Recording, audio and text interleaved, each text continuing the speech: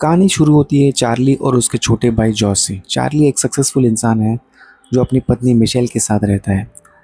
वही जॉस थोड़ा गुस्से वाला है और उसकी गर्लफ्रेंड का नाम है मीना। चार्ली और मीना बिजनेस पार्टनर्स भी है। ये चारों डिसाइड करते हैं कि काम से ब्रेक लेने के लिए एक वीकेंड ट्रिप पर चलते हैं। मीना ऑनलाइन एक बहुत खूबसूरत और आइसोलेटेड ओशन साइड घर बुक करने की कोशिश करती है, लेकिन घर का ओनर उसकी रिक्वेस्ट रिजेक्ट कर देता है। पर जब चार्ली अपने नाम से वही घर बुक करता है तो बुकिंग एक्सेप्ट हो जाती है। मीना को लगता है कि ओनर एक रेसिस्ट है क्योंकि मीना एक मुस्लिम है, इसलिए उसने उसका नाम देखकर रिजेक्ट कर दिया। खैर, चारों उस घर में पहुंच जाते हैं। घर वाकई में बहुत खूबसूरत होता है। वहाँ उन्हें मिलता है टेलर, जो प्रॉपर्टी का केयरटेकर भी है। टेलर का बिहेवियर थोड़ा अजीब और क्रीपी होता है, खासकर मीना को लेकर। जॉश को टेलर बिल्कुल पसंद नहीं आता। पहली रात को चारों मिलकर पार्टी करते हैं और ड्रग्स लेते हैं। नशे की हालत में मिशेल थक जाती है और जल्दी सो जाती है, और जॉश भी अपने कमरे में जाकर जल्दी सो जाता है। पर चार्ली और मीना अकेले रह जाते हैं। उन दोनों के बीच पहले से ही थोड़ी सी केमिस्ट्री थी। नशे की हालत में दोनों बाउंड्रीज क्रॉस कर देते हैं। वो दोनों बाथरूम के शॉवर में इंटीमेट हो जाते हैं। अगले दिन जब नशा उतरता है तो चार्ली और मीना को अपने किए पर बहुत पछतावा होता है। वो डिसाइड करते हैं कि ये बात वो अपने पार्टनर्स यानी मिशेल और जॉश को कभी नहीं बताएंगे, वरना उनके रिश्ते टूट जाएंगे। लेकिन कहानी में असली ट्विस्ट तब आता है जब मीना अगले दिन वही बाथरूम यूज़ कर रही होती है। उसे शावर हेड के अंदर कुछ अजीब सा लगता है। जब वो ध्यान से देखती है तो उसके होश उड़ जाते हैं। शावर हेड के अंदर एक खुफिया हिडन कैमरा लगा हुआ होता है। उसका डर बढ़ जाता है क्योंकि पिछली रात उसने और चार्ली ने उसी शॉवर में फिजिकल रिलेशनशिप बनाया था, यानी किसी ने उनको वो सब करते हुए वीडियो रिकॉर्ड कर लिया था।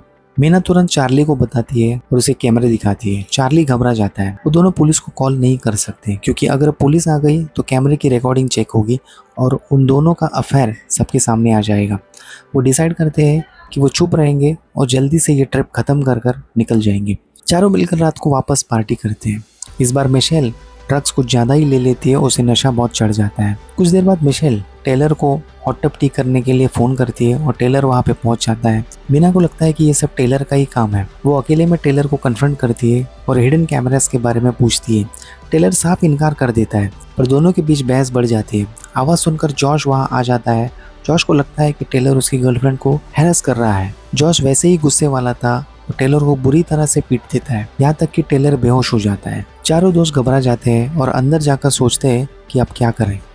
बाहर टेलर को होश आता है और वो रेंगते हुए वहाँ से भागने की कोशिश करते हैं, लेकिन तभी एक रहस्यमय आदमी जिसने मास्क लगाया हुआ है वहाँ आता है और टेलर को गला दबाकर उसे जान से मार देता है। जब चारों दोस्त वापस बाहर आते हैं तो उन्हें टेलर की लाश मिलती है। उन्हें लगता है कि जॉश की मार की वजह से टेलर मर गया है। उन्हें नहीं पता कि कातिल कोई और है जो उन पर नज़र रखे हुए है। अब ये चारों अपने आप को मर्डर केस में फंसा हुआ पाते हैं। जॉश को जेल जाने से बचाने के लिए वो डिसाइड करते हैं कि टेलर की लाश को एक पास की समुद्री खाई से नीचे फेंक देंगे।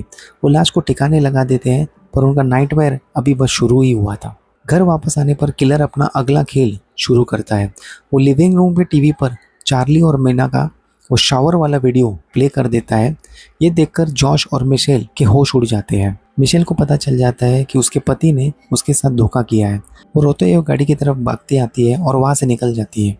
चार्ली उसके पीछे भागता है, पर मिशेल अकेले गाड़ी लेकर निकल जाती है। रास्ते में डर और रोने की वजह से उसका बैलेंस बिगड़ जाता है और गाड़ी एक पेड़ से टकरा जाती है। मिशेल जंगल में अकेले फंस जाती है। वो जॉश को मैसेज करती है कि वो फंस गई है और आकर उसे बचा ले। दोस्तों, अब शुरू होते हैं मौत का असली खेल। किलर अकेले अकेले सबको शिकार बनाता है। जंगल में किलर मिशेल के पास पहुंचता है और उसे बेरहमी से मार डालता है। इधर चार्ली मिशेल को ढूंढते हुए जंगल में आता है। उसे मिशेल की लाश मिलती है। इससे पहले कि वो कुछ समझ पाए, किलर पीछे से आकर चार्ली को भी मार देता है। घर पर जॉश और मीना अकेले हैं। जॉश को पता चलता है कि कैमरे से ऑडियो भी रिकॉर्ड हुआ है। किलर चार्ली की मोबाइल से जॉश को मीना और चार्ली का वो वीडियो भेज देता है, जिससे उसे पता चल जाता है कि चार्ली और मीना का रिलेशनशिप सिर्फ नशे में नहीं था, बल्कि उन दोनों के बीच में फीलिंग्स थी। जॉश को दिल टूट जाता है। तभी किलर घर में एंटर करता है। जॉश उसे लड़ने की कोशिश करता है, पर किलर उसे भी मार गिराता है। अब बचती है सिर्फ मीना। किलर उसके पीछे भागता है। डर के मारे मीना धुंध में भागते भागते उस खाई के पास पहुंच जाती है जहां उन्होंने टेलर की लाश को फेंकी थी।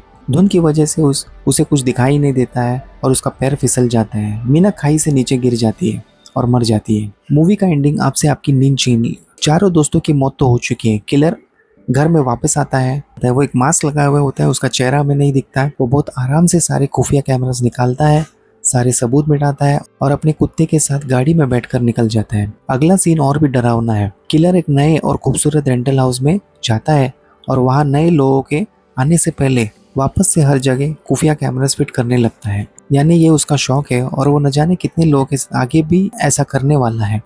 मूवी यही खत्म हो जाती है।